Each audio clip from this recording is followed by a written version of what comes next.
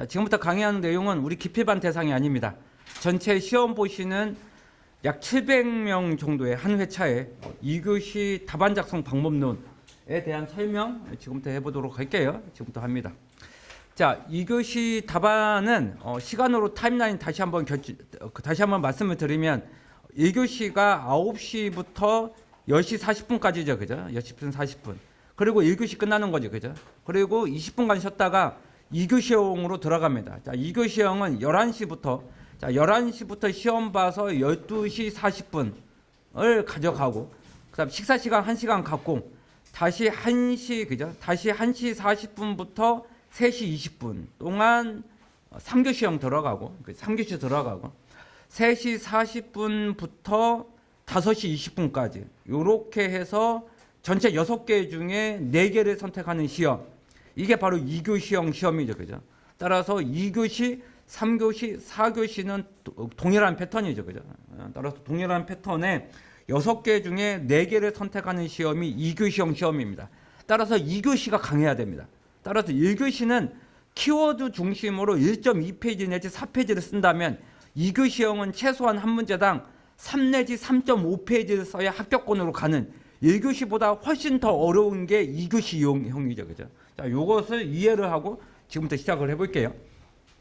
자, 최근에 붙었던 사람들 중에서 저한테 본인의 맞은 점수를 항상 보내주시거든요.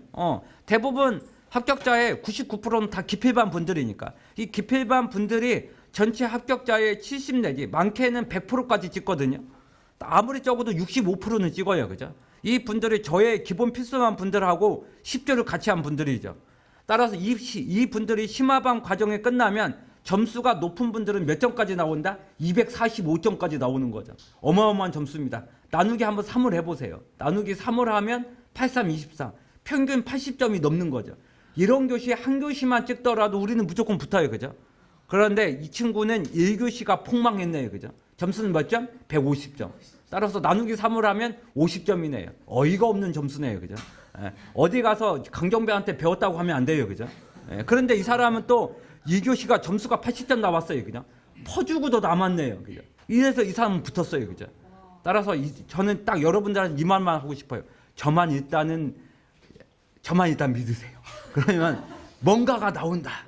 뭔가가 나온다. 그렇기 때문에 여러분들 여기 온 거 아닙니까? 그죠? 따라서 여러분들한테 하고 싶은 과는 NS반의 멘토 분의 점수네요. 그죠? 제가 그 마지막 심화반까지 했던 게 NS반이에요. 그죠? 따라서 이 사람의 성적을 보면 이렇게 1교시형은 22점, 20점, 20점, 19점, 20점, 21, 20, 21. 이렇게 하면 다 21은 7점까지 맞은 거예요. 7점, 7점, 그죠? 7.333. 이렇게 맞아야지만 195. 나누기 3을 하면 65점이 나오는 거죠. 자, 이렇게만 해주는 게 1교시형. 자, 1교시형 우리가 4주 동안 했어요. 그죠? 따라서 여러분들 머릿속에는 하나도 남지 않았을 거예요. 그죠? 자, 그럼에도 불구하고 다음 단계 가야 돼요. 그죠? 그래야 우리가 반복학습이 있는 거니까. 따라서 여러분들한테 하고 싶은 얘기는 16점씩 맞는 게 48점이죠. 48점 나누기 3. 이러면 16점이 나온 거거든요. 따라서 이렇게 15점이 넘었죠. 15점이 넘었죠. 따라서 15점 4개가 하면 60점이 나오잖아요. 맞습니다. 60이 되는 거죠. 결론 1번. 우리는 2교시형은 각 교시별 6개를 보게 될 거다. 우리는 그중에서 몇 개를 선택한다? 4개를 선택을 한다. 그리고 합격을 하기 위해서는 15점짜리가 넘어주는 게 최소한 서너 개는 있어야 된다. 따라서 3명이 채점하니까 45점이 넘는 게 최소한 서너 개는 있어야 된다. 48점, 46점, 47, 49, 47, 50 이렇게 45점 넘는 게 3개 정도만 넘어가면 우리는 아마 60점이 넘을 거다. 따라서 이 사람처럼 3개의 교시가 모두 60점이 넘어가는 이런 분들도 있겠지만, 그죠? 이런 분. 그래서 우리 강기수사님이 평균 기간 2년도 이렇게 붙었어요. 그죠? 따라서 63점 가까이 붙은 거죠. 따라서 이렇게 해주면 우리는 안정적으로 붙을 수 있다는 거죠. 그죠? 따라서 우리는 이것을 지금부터 1시간 반 동안 제가 상세히 설명할 거니까 저의 동영상 한 10번만 들었으면 좋겠어요. 그죠? 그리고 오늘부터 또 심화반 멘토님들이 올 거니까 저의 노하우와 각 심화반의 장점 이것을 따서 우리 142기 분들이 다수가 합격자가 나오는 이런 목적으로 오늘 오전 강의 하고 있는 거예요. 그죠?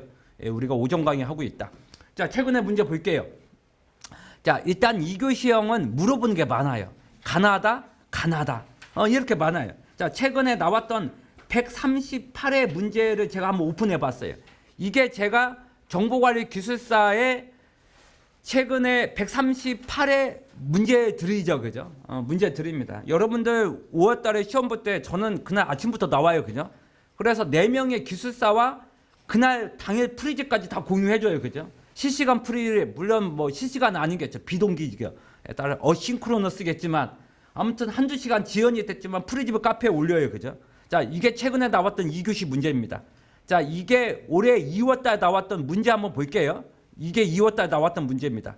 자, 이게 다 원본이에요, 이게. 자, 이 원본의 A4 용지 2개를 지금 좌우로 제가 복사한 겁니다. 자, 눈에 안 보이겠지만 잠깐 볼게요.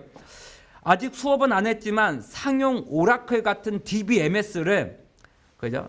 우리 현재 ITP 쓰고 있는 게 마리아 DB니까 마리아 DB 같은 오픈 소스 이걸로 어떻게 전환을 할 거냐가 1번 문제죠. 우리 이거 항상 기필반 때 숙제를 내는 게 제가 항상 2개로 숙제 내요. 그죠?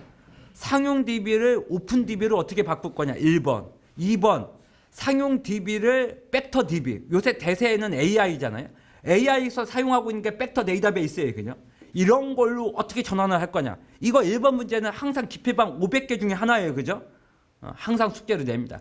그런데 물어보는 게 가나다라죠. 따라서 왜 전환을 하느냐. 제약 조건은 뭐냐. 어떻게 데이터를 마이그레이션 할 거냐. 더불어 다운타임이 안 생기게끔 99.999 이런 것을 달성하기 위한 고가용성 HA 이런 아키텍처를 한번 네가 구성해봐. 그죠? 많아요. 자, 그 다음에 우리가 또 2번 문제 볼게요. 2번 문제는 뭐죠? ISP. 따라서 우리 기필반 때 500개 중에 1주차 때 하는 게 뭐죠? ISP와 ISMP예요. 그죠? 따라서 현재 ISP 9.0까지 나와 있어요. 그죠? 따라서 소규모 프로젝트 20억짜리 미만은 이 해당하는 ISP를 생략해도 돼. 이게 바로 ISP 9.0의 엑기스고 환영 비목통. 우리는 5개의 절차까지 다 암기했고 그에 따른 산출물까지 여러분들은 암기하고 있지 않겠죠. 그죠? 왜냐하면 여러분들 그럴 사람이 아니니까. 이러니까 공부기간이 1년 6개월이 걸리는 거예요. 그죠? 따라서 강정배에 500개만 해주면 얼마든지 6개월 안에 붙을 수 있어요. 그죠? 공부하는 테크닉이 있는 거죠. 따라서 ISP의 정의가 뭐냐? 목적이 뭐냐? ISP 수행 방법론과 체계 5단계가 뭐냐? 따라서 ISP와 ISMP 비교가 뭐냐? 그러면서 마지막 4단락이 뭘 쓴다? 숙제를 했던 ISP 9.0의 엑기스가 뭐냐? 이렇게 써서 15점에 몇 점을 만든다? 18점을 만들어주는 이게 바로 합격 비결이지. 그런데 아무도 못 써요. 그죠? 따라서 ISP나 뒷다 쓰고 ISP 9.0이 있겠지 하고 다 머릿속은 다 까먹는 거지. 이러니까 15점이 못 넘는 거죠. 오늘 AI 강의해요. 그죠? 따라서 AI 강의하면서 GPU도 일부 할 거예요. 그죠? 따라서 CA 시간에 저의 강의 교재에 있던 GPU 이런 것까지 하면서 현재 제가 지난주에 강의했던 기업이 여의도 쪽에 하나생명 강의했어요. 그죠? 따라서 하나생명은 H100, H200 이거 가지고 LLM 프로젝트를 하고 있더라고요. 보험회사도 LLM 프로젝트 하고 있어요. 그죠? 그러면서 하드웨어는 GPU든 TPU든 살 거예요. 그죠? 따라서 구글에서 만든 게 TPU고 엔비디아에서 만든 게 그 H100, H200이 GPU와 GPGPU겠죠. 따라서 범용적인 건 DPU를 쓸 거고 AI 전용으로 만드는 건 TPU가 더 낫다는 어떤 연구 결과도 많아요. 그죠? 따라서 그거의 개념도 쓰고 비교도 해보고 왜 쓰는지에 대한 장단점을 쓰래요. 이것도 가나다라예요. 그죠? 따라서 모의고사도 이렇게 내니까 어렵죠. 따라서 우리 GPU도 기필반 숙제가 있고 TPU도 기필반 숙제가 있어요. 그죠? 이것도 해야 된다. 그러면서 우리가 TA가 뭐냐? 테크니컬 아키텍트가 뭐냐? AA, 그 어플리케이션 아키텍트가 뭐냐? 그러면서 EA가 뭐냐? DA는 뭐다? 데이터 아키텍트가 뭐냐? 우리 TA도 알고 AA도 알고 EA도 알고 우리가 그죠? DA도 아는 거지. 따라서 4번 문제도 우리가 일부 숙제했어요. 모든 건 클라우드로 하는 걸 뭐라 그런다? 클라우드 네이티브. 조금 이따 모의고사도 시험 문제 누가 냈어요. 그죠? 따라서 우리 기필반 숙제에 있는 게 뭐다? 클라우드 네이티브. 따라서 도커가 썼던 쿠버네티스가 됐든 도커 수염이 됐든 해당하는 아파치 메소스가 됐든 따라서 이런 것들을 오케스트레이션을 해서 모든 건 AI로 모든 건 그죠? 데브옵스로 이렇게 적용하는 걸 뭐라 부른다? 클라우드 네이티브 용어 쓰는 거죠. 4번도 할만해요. 그죠?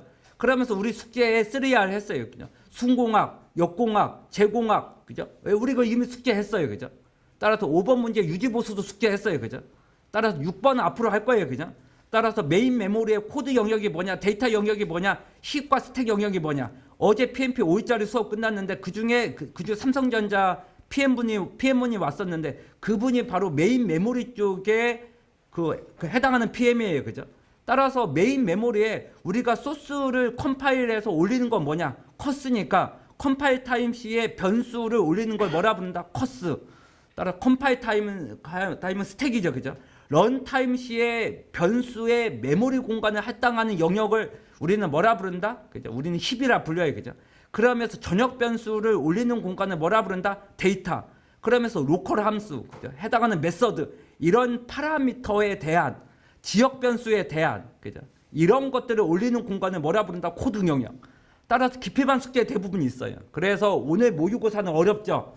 맞습니다. 6개 중에 4개를 선택을 못해. 하지만 우리가 500개를 끝나면 이렇게 6개 중에 몇 개는 선택할 수 있다? 4개는 선택할 수 있는 거지. 모의고사보다 훨씬 쉬운 게 실전 모의고사다. 실전 문제다. 이것을 다시 한번 강조를 하고 싶어요. 그래서 저는 기필반 때 제일 중요한 게 뭐다? 500개를 먼저 끝나는 거다. 왜 500개를 못하고 심화반에 가니까 심화반은 왜 여러 번 하는가? 물론 ITP 입장에서는 좋지. 결제를 많이 하니까. 그런데 그게 뭐가 중요한 얘기냐고. 저는 여러분들이 빨리 붙어서 나갔으면 좋겠어요. 그죠? 그러면서 대외 활동도 하고 이직도 하고 공공기관도 가시고 그러면서 나이 70대까지 연봉 1억은 만들자. 이러려고 제가 강의하는 거예요. 그죠? 근데 여러분들은 숙제는 반타작은 세테는 안 하고, 그죠? 2교시형 인쇄 해오라니까 인쇄도 안 해오고, 이러니까 여러분들 공부기간이 2년이 걸리는, 거의 막담을 하고 있네요. 그죠? 이러니까 여러분들 공부기간이 질질질질 된다. 저하고 타입이 안 맞는 거죠. 그죠? 저는 좀 헝그리 정신 있는 그런 사람은 좋아하거든요.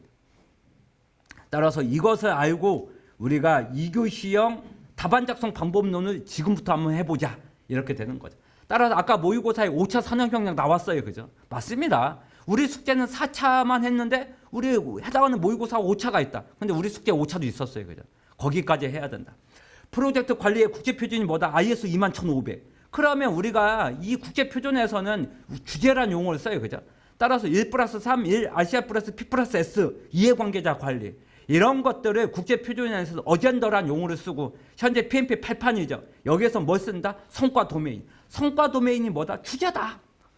그러면서 우리는 단계가 있는 거죠. 그죠? 착수 단계, 착수, 계획, 실행, 감시 및 통제, 종료 프로세스가 있고 그때 기획 프로세스와 감시 및 통제 프로세스의 활동에 대해서 쓰래요. 활동 아마 기억 남는 거 하나도 없을 거예요. 그죠? 그러면서 범위 관리의 4번째 프로세스가 뭐다? 이 해당하는 WBS 작성.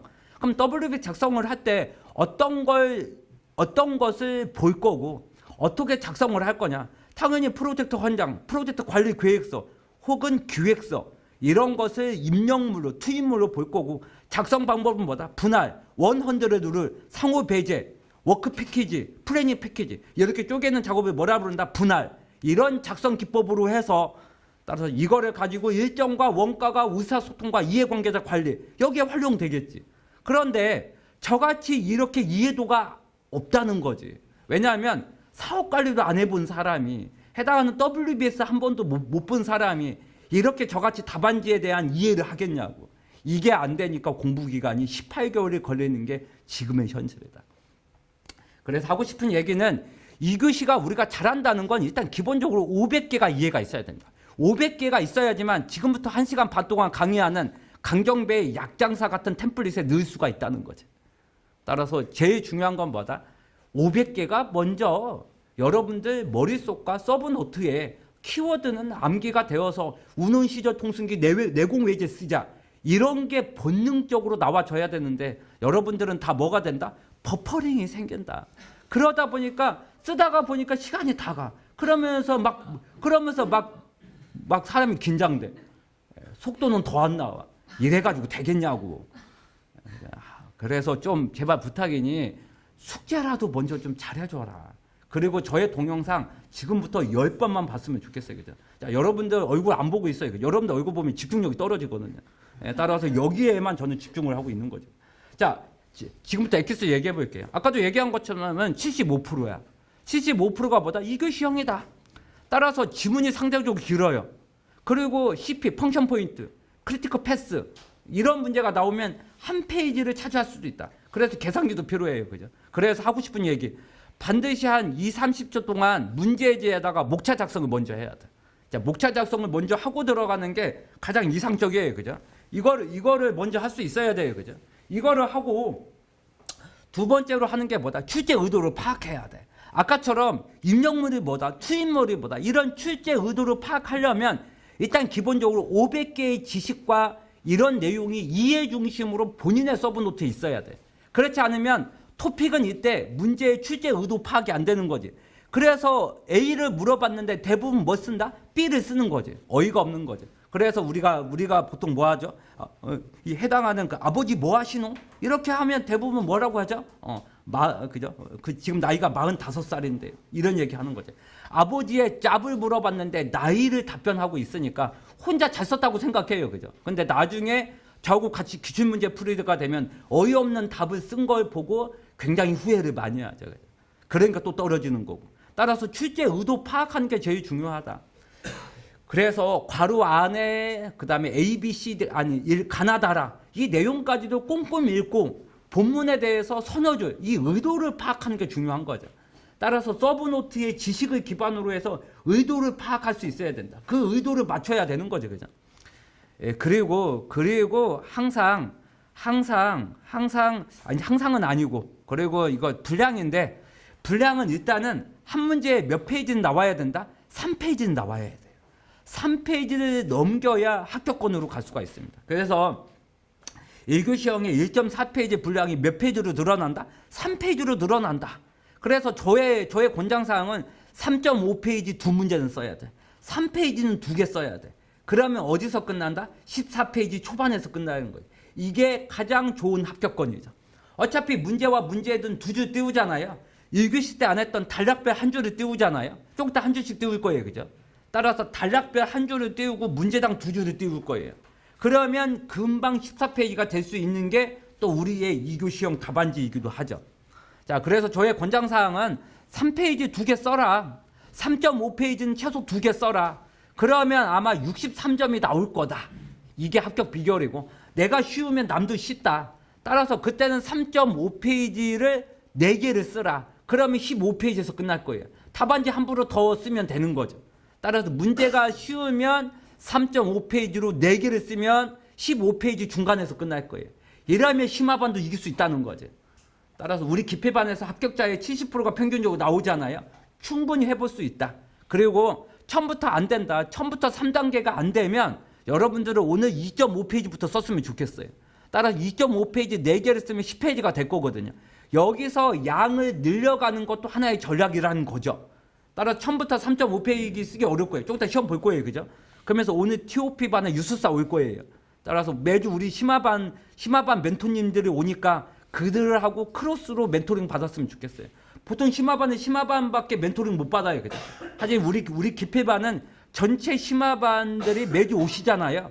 그분한테 멘토링을 받아서 매주 검증을 받아야죠. 그리고 대부분 심화반들은 이렇게 얘기해요. 한 문제당 25분 쓰라고. 이게 안 되는 거지. 왜냐하면 여러분들은 다 뭐다? 소심한 A형들이거든. 그래서 어떻게 쓴다? 맞아, 이렇게 써요. 27분, 25분, 24분, 23분. 이게 가장 현실적이죠. 그래서 첫 번째 문제는 3.5페이지를 쓰는 게 가장 좋아요. 첫 번째 문제부터 18점을 먼저 맞춰줘야 돼요. 그죠? 처음부터 인상이 좋으면 뒤에도 우리가 잘 풀려요. 그죠? 따라서 첫 번째 문제만 현실적으로 1, 2분 초과 인정. 그리고 두세 번째부터 따라가는 이런 형태. 왜냐하면 첫 번째는 가장 자신 있는 문제니까 여기는 15점이 아니라 최소한 몇 점을 맞아야 된다? 17점을 맞는다. 이게 제일 좋은 거죠. 그죠? 이게 가장 좋은 방법이다. 그리고 심화반에서는 일부 이런 얘기 할 거예요. 방어할 문제, 가장 모르는 문제를 두 번째 내지 세 번째 끼워 넣어라. 말 같지도 않은 소리지.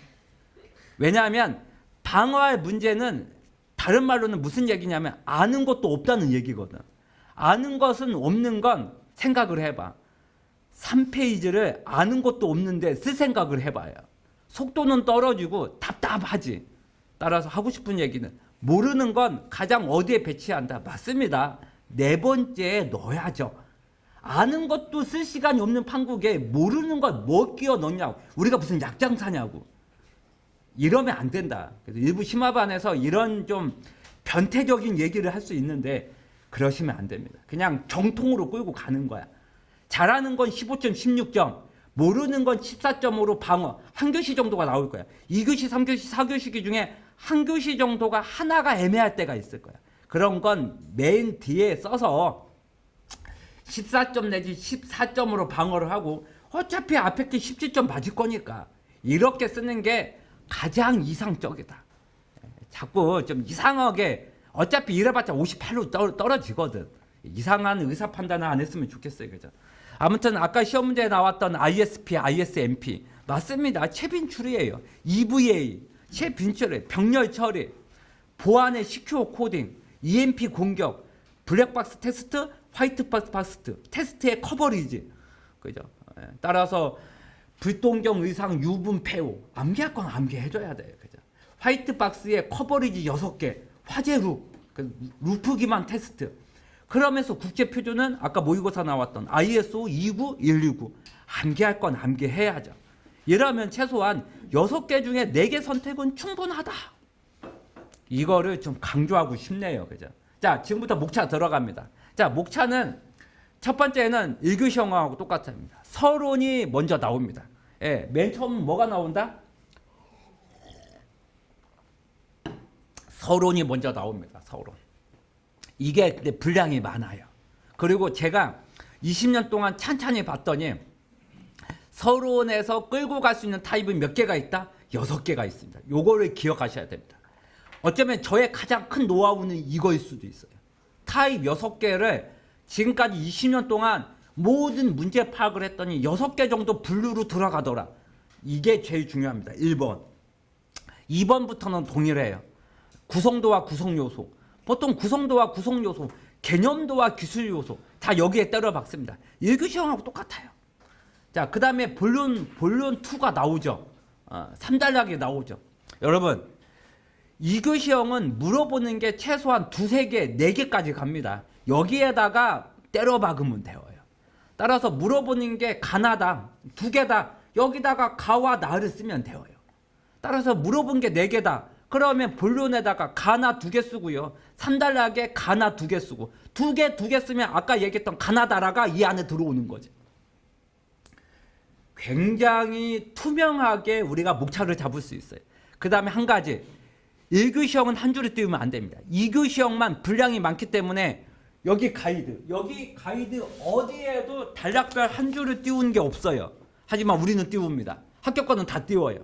따라서 서론하고 한 줄 띄우고 2에 가나 쓰고 한 줄 띄우고 3에 가나 쓰고 한 줄 띄우고 4단락 쓰고 문제당 2줄 띄우고 기억하셔야 됩니다. 그라운드 룰입니다.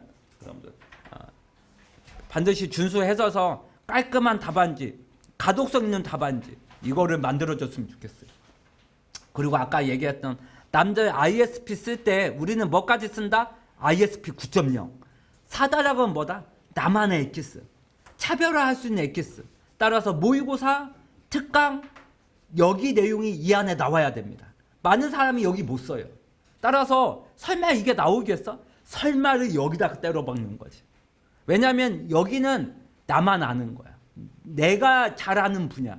여기를 때려박으면 몇 점이 나온다? 17점이 나오는 거지. 이렇게 2교시, 3교시, 4교시에 한두 문제만 17점이 나오면 큰 실수 없으면 무조건 붙는다는 거죠. 이게 제일 중요한 거다. 이게 강정배의 엑기스다. 이렇게 얘기하고 싶어요. 그죠? 자, 요거가 제일 중요합니다. 자, 우리 공부 방법은 탑 단위 좋아요. 자, 탑이 나왔다면 다운으로 들어가 볼게요. 더불어 1교시형은 그대로 상속받았습니다. 따라서 앞에 리듬은 쓰는 거, 정의 2줄 쓰는 거, 한 줄에 글자 많은 건 18자를 쓰는 거, 표는 무조건 3단 구성, 말 같지도 않지만 3단 구성하는 거, 키워드, 암기한 키워드를 쓰는 거, 물어본 거 중심으로 쓰는 거, 밑줄짝 쌍따옴표. 여러분, 밑줄짝 쌍따옴표를 무시하시면 안 됩니다. 심화반에서 밑줄짝 쌍따옴표 무시하는데 요것 때문에 붙었던 사람 사례가 여기 합격 후기도 있어요. 자, 여기 합격 후기에 여기에 NS반에 그죠? NS반에, 그죠? 백현과 김민자 기술사의 NS반에 이번 붙었던 그 NS반의 박찬희 기술사. 맞아요. 점수가 몇 점 나왔다? 64점. 아마 이번 심화반에서 1등 했을 거예요. 그죠? 그리고 이 친구는 저한테 마지막에 이틀 연속 멘토링 받았어요. 그죠? 파이널 라운드 때 이틀 연속 받았어요. 그죠? 키워드의 밑줄 짝 쌍타원표. 암기한 게 아니라 여러분 여기서 비웃으면 안 돼. 마치 분위기가 아메이 장사하는 것 같은데 아닙니다. 중요한 얘기하고 있는 거예요. 남들 이렇게 진지할 때 웃으면 안 됩니다. 밑줄짝 쌍따옴표는 물어본 거에 답이라고 생각하는 거. 반드시 밑줄짝 쌍따옴표 해야 돼. 여러분들 여기가 모두 다 검정색입니다. 눈에 보이지 않아요. 채점자가 정독할 것 같아요? 아닙니다. 모든 페이지는 10초 이내로 끝납니다. 10초 이내로 판단이 들어가는 거예요. 짧으면 3초도 안 걸립니다. 반드시 밑줄짝 쌍따옴표는 한 페이지 해줘야 됩니다. 암기한 거일 수도 있고 물어본 거에 답일 확률이 커요. 답이 아니더라도 밑줄짝 쌍따옴표 해야 돼. 그거는 너는 반드시 읽고 들어가야 된다. 왜냐하면 답안지가 몇백 개이기 때문에 안 읽을 확률이 커요. 여기를 반드시 해줘야 됩니다. 이러면 점수가 무조건 이렇게 올라가요. 무조건 올라가게끔 되어 있어. 이렇게 공부를 해줘야 된다. 이거 다시 한번 강조하고 싶어요. 굉장히 중요한 얘기하고 있는 겁니다. 굉장히 중요한 얘기하고 있다. 따라서 밑줄짝 쌍따옴표. 기필반 때 우리 4주 동안에 1교시 했잖아요. 이거를 반드시 해줘야 됩니다. 강글에서도 키워드 중심으로 써야 돼요. 그냥 대충 설명도 오른쪽 3단 구석 설명도 보면 여러분들 대부분 복사 수준이잖아요. 택도 없는 얘기. 저는 오른쪽도 키워드를 씁니다. 경험을 했던 거 최대한 써요. 이러면 무조건 점수가 17점 나오는 거죠. 이게 엑기스예요. 이게 엑기스. 자, 최근에 붙었던 정기술사의 130회의 데이터 마이닝. 오늘 AI 해요. 그죠? 오늘 AI 합니다. 자, 이 친구가 요거를 17점 맞았는데 이거를 잠깐 이거 멘토링 했다가 빠진 친구인데, 자, 이 친구가 잠깐 본인의 답안지를 한번 복귀해서 한번 쓴 답안지입니다. 분량 갈게요. 분량. 예, 분량. 아마 시험이 끝나고 해서 좀 분량이 늘어나는 걸로 좀 쓴 것 같아요. 이렇게 한 페이지, 두 페이지, 3페이지 절반 요 정도를 쓰는 게 가장 합격권입니다. 따라서 여기 정도까지 해서 3.5페이지를 그죠? 매교시 2개는 쓸 수 있어야 됩니다. 2개는 써야 돼. 2개. 이래야 심화반 다 우리가 씹어먹을 수가 있어요. 1번. 2번. 반드시 물어본 건 요약 정리하셔야 됩니다. 지금 물어본 게 3개예요. 그죠? 물어본 게 3개입니다. 1개, 2개, 3개죠. 따라서 K개의 평균값으로 그룹핑을 하는 AI의 클러스터링, 밀도 기반으로 그룹핑하는 게 DB스캔. 그 다음에 어떤 A그룹과 B그룹의 경계선을 통해서 초평면을 통해서 분류를 할 수 있는 소프트 벡터 머신. 그죠? 오늘 다 강의할 거예요. 오늘 사실 강의 교환 측면에서는 어쩌면 제 강의 교환이 더 좋을 수 있어요. 저의 그 PPT를 반드시 10번은 보셔야 돼요. 자, 키워드 중심으로는 오히려 우리 강의 교환이 훨씬 더 좋을 수 있어요. 자, 우리 저기 기필반 때, 심화반 기필반 공통 교재거든요, AI. 그거를 좀 이따 보시면서 좀 이따가 우리 안기수사님 거 좀 이따 강의할 때, 자, 같이 크로스로 보세요. 같이 크로스로 보시는 게 그게 훨씬 나을 것 같아요. 자, 그러면서 반드시 저의 타입 6개가 있어요. 그죠? 따라서 전체 청사진을 보여주고 물어본 건 한 페이지. 그죠? K-민즈 한 페이지. 물어본 거 DB스캔. 물어본 거 그죠? 물어본 거 한 페이지. 그 다음에 세 번째 물어본 거 한 페이지. 그런데 어차피 물어본 게 3개잖아요. 이거 가지고 충분히 하니까 그 해당하는 4단락 대신에 그죠? 4단락의 차별화 대신에 맨 처음 차별화인 여기가 돼버린 거죠. 따라서 3개를 물어봤을 때 한 페이지 한 페이지 쓰고 마지막 단락이 됐든 맨 처음이 됐든 이거 가지고 차별화가 들어가는 게 좋겠죠. 따라서 요게 없으면 물어본 거 하나, 둘, 3개를 쓰고 마지막에 3개를 묶어서 이런 건 AI에 이렇게 활용돼. 이런 것들이 사다락에 들어가면 되겠죠. 지금은 사다락까지 나왔으니까 사다락을 안 쓴 거죠. 그죠? 이렇게 답안지를 구성할 수 있어야 된다. 자, 우리 어차피 UML 했고 아까 보니까 모의고사도 나왔어요. 그죠? 아무튼 물어본 건 한 페이지를 쓸 수 있어야 되고, 그 다음에 우리 UML 숙제 냈잖아요. 정적 다이어그램과 동적 다이어그램, 암기할 건 암기를 해줘야 됩니다. 암기할 건 반드시 암기를 해줘야 돼. 따라서 키워드에 500개는 반드시 암기법이 있어야 돼. 여러분들 중에서 지금 정적 다이어그램과 동적 다이어그램 안 보고 다 쓸 수 있는 사람, 제가 장담합니다. 10%도 없을 거예요.